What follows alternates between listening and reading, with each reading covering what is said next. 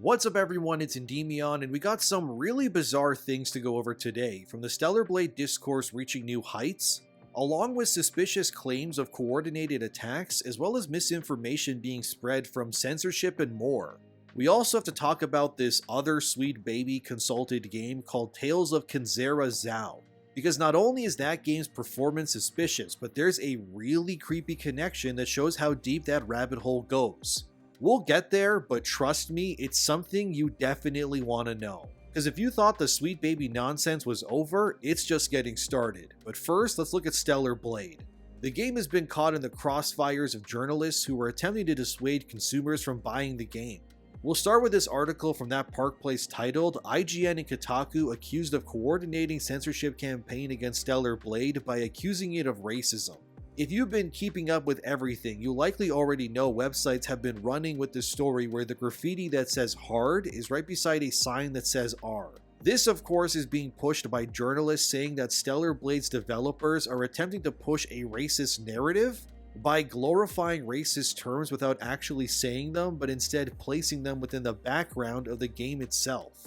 Of course this is nonsense, and it's already been patched out completely from the game alongside its day one patch. But what's very weird is that why would these sites even push this story knowing it would be patched immediately anyway? The reason is simple, they're trying to derail the game's success because of what it represents. On all fronts, Stellar Blade is the anti-AAA game in pretty much every sense, especially when compared to Western Studios' slop. For starters, Digital Foundry confirmed the game runs flawlessly in every mode you can imagine, with rock solid 60 frames per second or 30 FPS with increased visual fidelity if you so choose. None of the modes are compromised or don't run well. Everything is as smooth as it gets right away. There's also no bugs reported whatsoever from any news outlet or review of the game. Stellar Blade legitimately is a AAA action RPG being released in the year 2024 where everything works right outside of the box, and that's amazing. The last time I think we saw a game release this polished and perfect was maybe Final Fantasy XVI in 2023, which also just ran flawlessly, and as someone who 100%ed everything in 16, I can confirm that that game never crashed or anything ever in my over 100 hours of playtime. I think we should be celebrating Stellar Blade for many reasons. I mean, for example, the game's day one patch adds New Game Plus, which is a great feature to have, especially in a game like this. Let's not forget that it took people like Insomniac Games 6 months to add New Game Plus to stuff like Spider-Man 2. And they also released new outfits that look terrible, by the way, for actual money as well. In Stellar Blade's case, the day one patch doesn't only add New Game Plus, it's actually quite insane when you go over everything they're adding for free on release day. New Game Plus will add 34 new outfits to Stellar Blade, with some of these outfits being for Lily, who's your blacksmith-like Souls character, and Adam as well. Most games would charge you extra for outfits like these. Hell, even some Japanese games like Street Fighter charge an arm and a leg for bonus outfits, same with stuff like Resident Evil. But Stellar Blade's devs just casually went, here's 34 goddamn outfits for you to obtain in New Game Plus, but it doesn't even end there. Like any game with Soulsborne elements, you can level your gear to certain levels. In Dark Souls, it's usually level 10 being max, and that's it. In Stellar Blade, it's 15. However, when you beat the game, that number you can level your weapon, it goes up to 40. Not only that, but your other gear like Body, Beta, and Tumbler also see increases that you can further enhance in New Game Plus as well. So you can further enhance Eve's health, Beta, which is like your skill magic system, and even your drone, which heals you. But it doesn't even end there. This is ridiculous. They're also adding 4 new Beta skills, so that's 4 new weapon attacks that you can obtain, 8 new skills to enhance your pre-existing skills that further enhance your combat abilities, and 5 more drone skills. This is the stuff a developer would add in an expansion or something. But they're just adding this for free on day one when you play the game. It doesn't even end there either. They're also massively expanding the skill tree system in New Game Plus as well, which further allows you to customize Eve and add specific bonuses to her skill set. Some examples given are being able to convert damage you take in combat into beta energy that you can then burst out and destroy enemies with. Another further enhancement is massively increasing E's attack speed so you can basically bully enemies into submission with lightning fast strikes. You can also enhance your penetration towards enemy shields, and you can upgrade everything to Mark II gear as well. As you can see, all of these upgrades and enhancements are things that should be celebrated when it comes to what AAA gaming should be offering players. But instead, these journalists are more interested in telling you about some pointless graffiti on a wall instead. Also, I forgot to mention, enemies will obviously be stronger in New Game Plus, and enemies will have new positions, so you can bet your sweet butt cheeks that you'll be running into stronger enemies much earlier on too in New Game Plus. And this is what New Game Plus should be in a video game. It gives beyond enough incentives to push you to keep playing the game and actually allows you to further enhance your experience after you've already become comfortable with the game's many systems. This raises the bar of what action RPGs should have included. What Stellar Blade is doing here, from its New Game Plus to the 34 new outfits and everything else, this is the peak of what over-delivering is, and in many Western studios' eyes, what Shift Up has done here is too much for one game. And they would rather sell you all of these free enhancements for actual money instead later on. This is why I tell people to vote with their wallet, because these are the kinds of things you deserve for the money that you spend on video games. Western devs and the journalists who defend them are always trying to normalize giving you less for more. Look at Suicide Squad, any Assassin's Creed game in the past few years, or the utter laziness that is Call of Duty, or even Destiny 2 when Lightfall came out. Over-delivering is the sin of complacency, and they want you to be okay with that. And that's why you shouldn't reward games that give you basic stuff and then they try to paint the picture as if it's a good move on their part. Stellar Blade shits all over that and proves developers absolutely have the ability to give you what you want in video games, they just don't want to. And they're just hoping that you're too stupid to realize and just ingest the slop they give you instead. No thanks, I'm good. Let's be real, if it wasn't for Asian developers, 2024 would be cooked for releases, but Japan and Korea are saving this year with bangers after bangers across the board. In terms of that hard R racist graffiti nonsense, one user named Lied15 found it suspicious how quickly everything surrounding this story came to be. The original picture came from a YouTuber named Lance McDonald, which was tweeted at 3 PM. Also at 3 PM, IGN magically had an article about that same screenshot available as well. According to Lance McDonald, the picture was known prior to them sharing it, and likely journalists got a hold of it in pre-review periods. But it's very weird that both Lance and IGN posted the exact same thing on the exact same time frame too. Then, as Lied15 points out, 25 minutes after IGN, Kotaku magically has an article about the same thing and everything.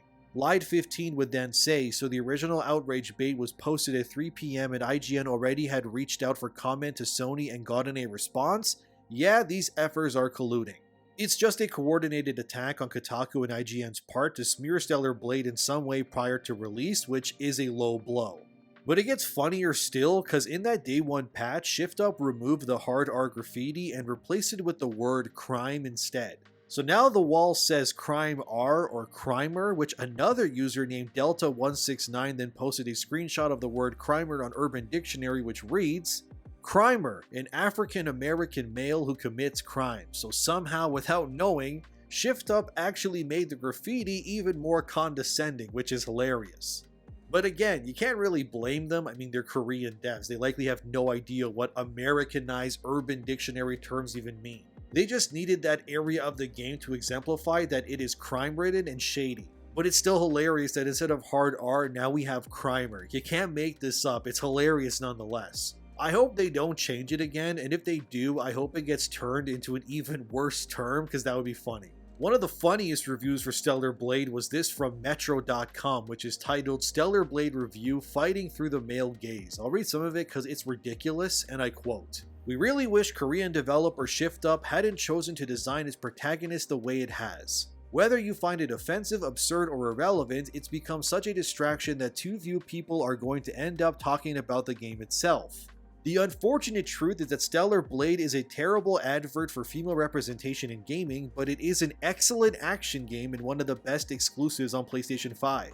The odd thing about Stellar Blade is that while it looks like it was designed by a horny 15-year-old boy, there's very little sexual content in terms of what anyone says or does.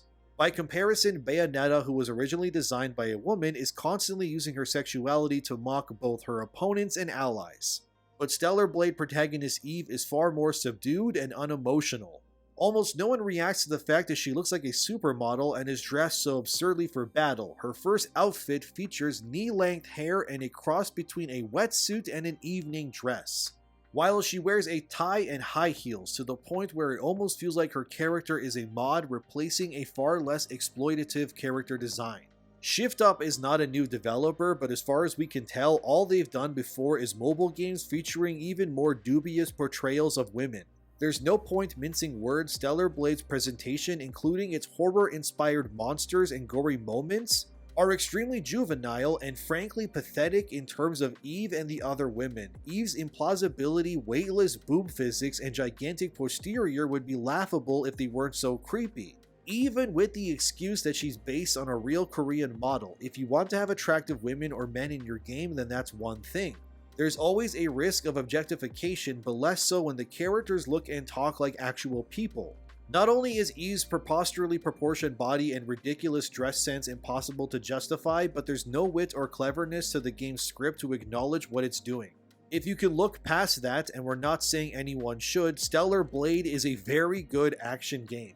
There are some rough edges, but given Shift Up's lack of experience, they're easy to forgive, with the biggest problem in gameplay terms being the game's odd pacing, which is far from non-stop action. As a result, we're very keen to see what Shift Up does next, although in terms of how they treat female characters, we hope Shift Up manages to grow up, end quote. I love this review because it's just the Metro staff trying to mental gymnastics their way around what's happening, and their actual gamer brain is clearly fighting tooth and nail against their journalist brains, and it's amazing to see if I'm being honest. This part especially, where they say, the unfortunate truth is that Stellar Blade is a terrible advert for female representation in gaming, but is an excellent action game and one of the best exclusives on PlayStation 5. It's like there's two wolves inside of this game's journalist. One really wants to pander and be offended, but the other is like, God damn it, this game is amazing. I love to see it. They can't find much to complain about. They're like, yeah, the game is over-sexualized and we hate it. We also hate the jiggle boob physics, even if it's based on a real Korean woman. You can just see the cogs moving in their brain as they write their article, as every complaint they have is immediately remedied and justified by objective, real-world reasons and actual competent game developers making a fun-as-hell game. They want to hate Stellar Blade so badly because it doesn't fit their ideals, but they can't come up with much of anything in the way of actual problems with it. It would have been much easier for journos if Stellar Blade was a bad game, and they just hate that it's actually great. It's the Hogwarts Legacy paradox all over again. Even though so many review sites and gaming publications were boycotting the game, they still reviewed it very high, because they realized that despite their collective bias, good game design will always prevail. Stellar Blade is very clearly a winner in terms of review scores and sales. I mean, it's #1 across the board with every country when it comes to Amazon sales at least. I have a feeling this game will sell more than Final Fantasy VII Rebirth if you can believe it, but it's probably gonna happen. I wouldn't even be surprised if it outperforms Final Fantasy XVI either, because the hype and discourse surrounding this is a perfect storm for big sales. Then you have this guy who looks like a male predator that works at videogamer.com, who gave the game a 60 out of 10, one of the rare bad reviews for Stellar Blade. They said, the worst thing about Stellar Blade is that if I ever had any semblance of interest in the story, characters, or narrative, this was promptly stamped out due to the egregious levels of hypersexualization of Eve. Oh, someone is telling us a story about how the world got destroyed while Eve is standing there in a revealing bunny outfit, giving these emotional reactions and trying to make you care about what happens, and it just doesn't work. Throw in a smattering of weird camera angles and jiggle physics and you'll realize that Stellar Blade exists as a fan service game. Granted, outfits don't change your stats so you can cover Eve up. Stellar Blade also doesn't take itself too seriously on that front, so if you're okay with it, then that's fine. On the other hand, I think it's fair to say that Eve's design is questionable and she only exists to serve as glorified eye candy at best. There's nothing wrong with attractive characters, but revealing outfits are the norm for the female characters in Stellar Blade, while the men are covered head to toe in what can only be called appropriate clothing. The reason why this review makes no sense is because they said they can't take the game seriously when someone in a bunny suit is talking about the end of the world.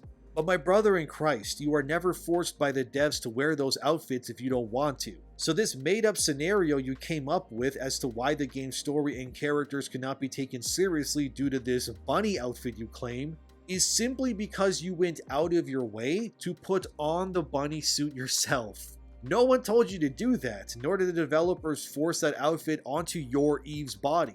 You did that yourself, which means you went out of your way to get offended by tailoring your own game experience in order to validate your criticisms. You could have easily just played the game in the other much less revealing outfits. You know you could have done that, but you didn't, and then you ousted yourself in your own review and showed that you're just a moron who wanted to push a very specific narrative on purpose. This is like someone saying Dark Souls is too hard, and then you find out they deliberately took all their armor off, never leveled up, and only used bare hands to fight. Like, no shit, it's going to be way more difficult when you go out of your way to make it that way. This review should be removed because it's clearly biased, but what do I expect from this male predator looking ass journalist really? Then you got this other review from Player 2 which makes no sense. They gave it a 67 out of 100 and said, while discussion is sure to be dominated by the sexualization of lead character Eve, looking past that, Stellar Blade provides a solid action experience for fans of the Souls-like genre. How the hell is the game, in your own words, a solid Souls-like game, but you give it a scathing score of 67 out of 100? Can anyone tell me how that makes sense? Eve's sexualization docked your score 33 points from 100 to 67. Just like that. Yet another review that should be removed, to be honest, because it's so obviously biased. Then you got this game called Jake Steinberg, who looks like Megamind, that responded to the whole Hard R Stellar Blade controversy where they said, if only there was some kind of group you could contract to give media a I don't know sensitivity read and avoid creating work like this for yourself in the future. What Jake is insinuating here is that if Sweet Baby was involved with Stellar Blade, the Hard R thing would have never happened. No thanks, Jake. If Sweet Baby was involved, Stellar Blade would be god-awful and nobody would play it. Speaking of Sweet Baby, there's this new game that's come out called Tales of Kenzera ZAU, which is based on Kenyan culture and the loss of family from the creator's perspective. It's caused quite a ruckus, and yes, it is 100% Sweet Baby consulted through and through. Cabrutus Rambo added it to the list and people got mad saying it was racist, but the more you look into it, the worse it gets.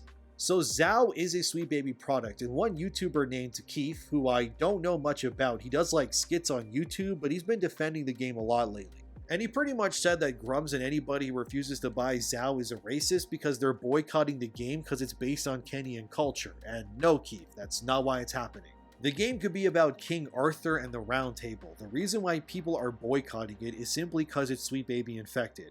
It has nothing to do with the actual Kenyan side of the game, as we know Sweet Baby has worked on stuff like God of War Ragnarok, which has Norse mythology. Pretty much the exact opposite of ZAU, but even then, they're still there. Although in Ragnarok's case, not many people knew about Sweet Baby, so they got a pass at the time. But now in retrospective, it's much different, but I digress. Keith even dismantles his own argument, and like that Stellar Blade Metro review, you can see his brain fighting with both sides while he realizes his own bias but doubles down anyway. So people were arguing about how and why would Sweet Baby be involved, to which Keith then said, I think in order to get the proper funds from shareholders, certain things need to be checked off. Consulting Sweet Baby Inc. might be one of them. Yes, Keith, you are now starting to come to the same realization many of us have as well. You're right on the money. The reason why ZAU exists is the same reason why many other games do as well. Whenever you accept shareholder money and such, strings are attached, and obviously when it comes to ZAU, the studio that made it had to accept the terms of the shareholders. And one of those is absolutely Sweet Baby nonsense being involved. But it gets deeper than that actually. So the game was founded and all that by a guy named Abu Bakr Salim, who voiced Bayek in Assassin's Creed Origin. He's also the founder of the studio, which is called Surgeon Studios, by the way. Anyways, one user on Twitter named Schlemel, which I am absolutely 100% mispronouncing, ended up discovering something that Grums then revealed thanks to them. So it turns out that Salim guy who founded and made the ZAU game is actually much deeper with Sweet Baby than originally revealed. They discovered that Salim is one of the 4 members of a company called Bebe Sucre Ltd, or Sugar Baby Ltd in English. Yeah, the name is creepy and obviously very close in name to Sweet Baby, but it gets weirder still. Turns out the other 3 employees or officers of this sugar baby company are David Bedard, Amy Lee Shaw, and Kim Belair. All 3 of these people are directly tied and work at Sweet Baby. And actually, David and Kim are the co-founders of Sweet Baby, so Salim is more than in bed with the founders of Sweet Baby. He's literally in a startup business using similar terminology and all of that with them as well. So any sort of victim mindset nonsense people want to push saying, oh, you're just being racist to the ZAU game, remember that it's not because the game has Kenyan culture or anything like that. It has everything to do with the fact that the game is a Sweet Baby product through and through, quite literally, as Salim has obviously opened up a business with those co-founders and writers as well. Weirdly too, David and Kim both met at Ubisoft as well, and Salim obviously is known for Bayek, which Assassin's Creed is an Ubisoft franchise too. So it's very likely that all of these people met within the same environment and all of that, birds of a feather if you will. And again, anyone claiming racism against boycotting ZAU is moronic, by the way, since people boycotted stuff like Suicide Squad all the same. And by the way, currently Suicide Squad has a little over 100 players on Steam playing it, which is abysmally bad. I mean, look at this chart. What's even more pathetic is that Marvel's Avengers, which is a genuinely dead game, like it's delisted and all of that, and you can only play it if you still have it downloaded, it actually has more players than Suicide Squad right now on Steam. That's really bad, but guess what? It somehow gets worse. That ZAU game just came out like a few days ago and had a peak of players on Steam around 232 users when it released, which is down to around 190 right now. These numbers are abysmal for any game, especially a new release that is also an EA original. The game is absolutely not making enough money to justify its own existence, although on PlayStation anyway, ZAU is a part of PlayStation Plus. So you can play it for free, I guess, if you're subscribed, but those player count numbers don't really matter because again, you don't have to actually buy the game in order to play it. But this is what the curse of the Sweet Baby does. We see that your game is attached to this sort of nonsense and people just vote with their wallets. It has nothing to do, again, with the fact that the game has black culture in it. Suicide Squad was boycotted. Alan Wake 2 is literally named after a white guy, and that game underperformed too. The only connecting tissue is that they're all Sweet Baby products, and this is the future of games that align themselves with these DEI practices. Players are more informed than ever before, and they will rightfully ignore and refuse these games on principle alone. You can call them racist or whatever phobic you want to pull. The end result is that we do not have to support your games if they push the ideological stances that are very clearly ruining video games. And obviously, based on Squad and Tau's player counts, pretty much nobody is playing these games either at release or months later. And as I was making this video, I was talking to Grums and others about a certain outfit in Stellar Blade that I was suspected was censored, and well, it may be. Here's a look at one of the bunny outfits so we can see that they added a black shirt over the cleavage in an update. While some may see this and go Stellar Blade pre-order cancelled, I wouldn't do that. Because the more money and notoriety Shift Up gets with this release, the better they will be able to resist these moronic censorship changes in the future. So while yes, this does suck, as it is clearly censorship, if we want to ensure it doesn't happen in the future, then Shift Up needs to get more prominent and powerful to be able to push back against such demands. Currently, they're pretty small all things considered, but I do think this change sucks, but it isn't the end of the world. So in my opinion, do not boycott Stellar Blade and stand firm. Enjoy the game as there's still plenty of fan service across everything else. It's one outfit, it sucks, but let's hope it stops there. If it doesn't, I'll let you know. Some online are saying it's 2 different outfits, but as of the making of this video, the game comes out tomorrow, or I guess today as you're watching this, so I'll be sure to look into it myself and then we can find out more going forward. For now, thank you for watching. Like, subscribe, and share, and thanks to my patrons too. Have a wonderful day, everyone. Stay based, and I'll see you in the next one.